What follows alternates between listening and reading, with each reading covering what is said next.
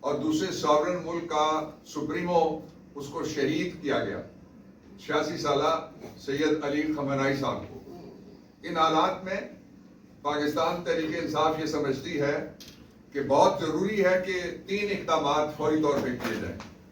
پہلا یہ ہے کہ یونائٹڈ نیشنز کی جو سیکیورٹی کاؤنسل ہے اس کا میراتھن اجلاس منعقد کیا جائے, روز اجلاس ہو اور روز یہ مطالبہ کیا جائے اور روز ریزولوشن لائی جائے.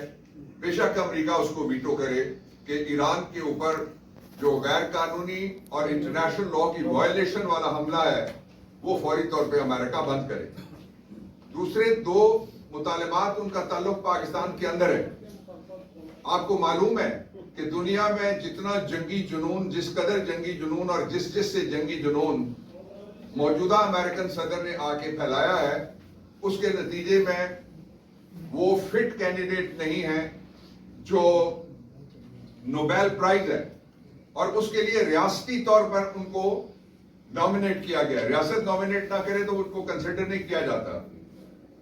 اس لیے فوری طور پہ ریاست جو نوبیل پرائز کے لیے صدر ٹرمپ کی نامنیشن ہے وہ واپس لے. تیسرا یہ ہے کہ جو پیس بورڈ بنا ہے اس میں سے انڈونیشیا کی میں لیڈرشپ کو شاباش دینا چاہتا ہوں جنہوں نے اپنی ممبرشپ خود معطل کر دی ہے. ایسے بورڈ میں بیٹھنے کا کیا فائدہ جس صدر ٹرمپ صاحب کو اور اس کے ساتھ جو ایشیا کا نہیں ساری دنیا کا سب سے بڑا جنگی جرائم کا مجرم جس کے خلاف وارنٹ ہے باقاعدہ انٹرنیشنل کرمنل کورٹ کا, نیتن یاہو, اور اس کا فلسطین کے ساتھ اور عربوں کے ساتھ کوئی تعلق نہیں. یہ بہت سارے لوگوں کے لیے حیرانی کی بات ہوگی. نیتن یاہو پولش ہے, وہ نہ کرسچین عرب ہے نہ جیو عرب ہے اور نہ ہی عرب سے اس کا کوئی تعلق ہے. اس کو راضی کرنے کے لیے جو بورڈ بنایا گیا اس میں سے ہمیں اپنی ممبرشپ سسپینڈ کرنی چاہیے اور اس کو وڈرا کرنا چاہیے. اس کے بعد میں آتا ہوں 3 اور مسائل ہیں جن کے اوپر میں آپ کے سامنے کچھ فیکٹس رکھنا چاہتا ہوں. سب سے پہلے یہ ہے کہ پاکستان میں 47 مزید لوگوں کو اس سے پہلے 7 جگہ کے اوپر اور ان میں سے اس کے علاوہ ہیں 4 جگہ جہاں پہ ملٹری ٹرائل کورٹس نے فیصلے کر کے لوگوں کو سزائیں دی اور 7 مختلف جگہوں کے اوپر سزائیں دی گئی ہیں. پاکستان تحریک انصاف کے 2 جو اپوزیشن لیڈر تھے, عمر ایوب, شبلی فراز, حماد اظہر, کنول شوذب. خواتین میں سے زرتاج گل اور زلفی بخاری پاکستان میں تھے نہیں, ان کو بھی سزا دے دی گئی. گل صاحب ہیں, ڈاکٹر گل, ان کو بھی سزا دے دی گئی. کارروائی کی جاتی ہے پرپیچول وارنٹ آف اریسٹ, یعنی مسلسل جو ایکسیکیوٹ ہوتا رہے گا, سیلف ایکسیکیوٹری وارنٹ آف اریسٹ وہ جاری کیا جاتا ہے. وہ جاری کیا جا چکا تھا اور ان میں سے جو پیش نہ ہو, جب مین ایویڈنس ریکارڈ ہو جاتی ہے ساری کی ساری, ان کی جگہ سے اگر کوئی پراکسی وکیل بھی کھڑا کرے عدالت تو اس کے باوجود بھی جب تک ساری ایویڈنس ریکارڈ نہیں ہوتی, میں ریکارڈ میں نے دیکھ لیا ہے, کچھ اپیلیں میں نے دائر کرنی ہے, اس لیے میں یہ آپ کو بتاتا ہوں اس فیصلے کو دیکھ کے اس کے فیکٹس کے مطابق کہ یہ وہ اشخاص ہیں جن کا نام ایف آئی آر میں نہیں ہے, یہ وہ اشخاص ہیں جن کا نام پہلے چالان میں نہیں ہے. 8 چالان پیش ہوئے, 8 چالانوں میں ان کا نام نہیں ہے. ان میں سے اکثر ایسے لوگ ہیں جو موقع پہ موجود نہیں ہیں. ان کے اوپر کسی جگہ پتھر اٹھانے, نعرہ لگانے کا بھی الزام نہیں ہے, جو اکثر ایسے لوگ ان میں شامل کیے گئے.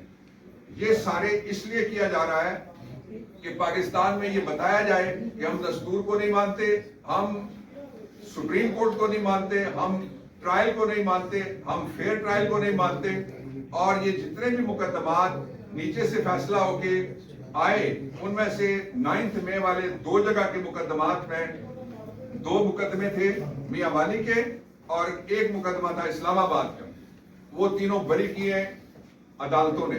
جتنے مقدمات اوپر جائیں گے ان کی کوئی ویلیو نہیں ہے. اس کا جو اگلا پہلو ہے وہ یہ ہے کہ جو فیصلے کرنے والے اس وقت کینگرو عدالتیں ہیں ان کے بارے میں ہمیں شدید تحفظات ہیں.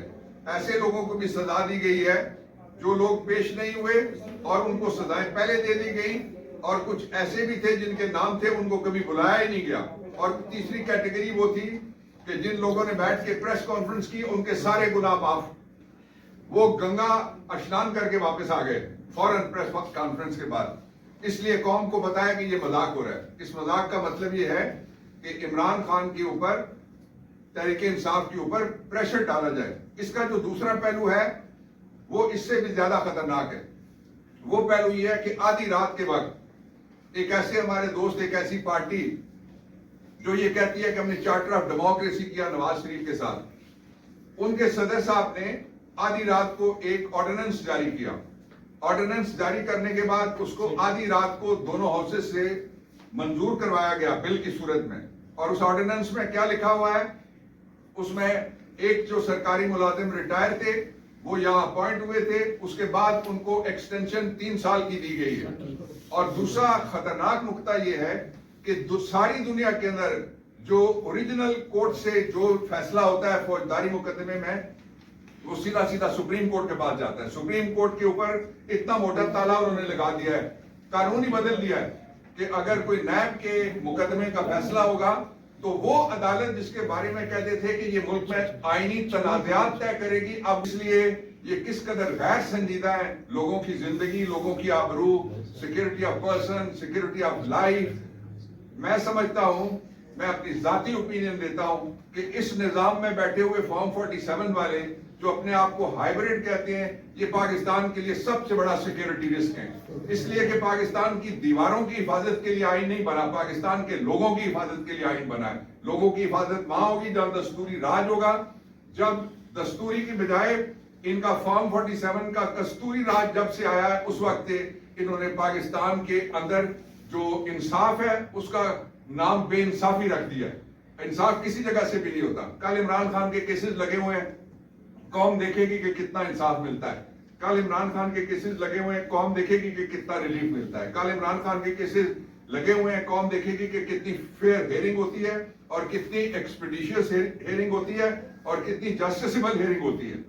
دوسرا اس کا جو پہلو ہے وہ یہ ہے کہ آپ نے دیکھا کہ جو راجہ سکندر صاحب اور دوسرے جو ممبرز تھے الیکشن کمیشن کے، ان کی ٹینیور ختم ہوگی، وہ ابھی تک بیٹھے ہوئے ہیں، اور اس میں لکھا ہوا تھا کہ لیڈر آف دی اپوزیشن کے ساتھ باقاعدہ میننگ فل کنسلٹیشن ہوگی۔ اس کے اوپر سپریم کورٹ کی ججمنٹس بھی تھی۔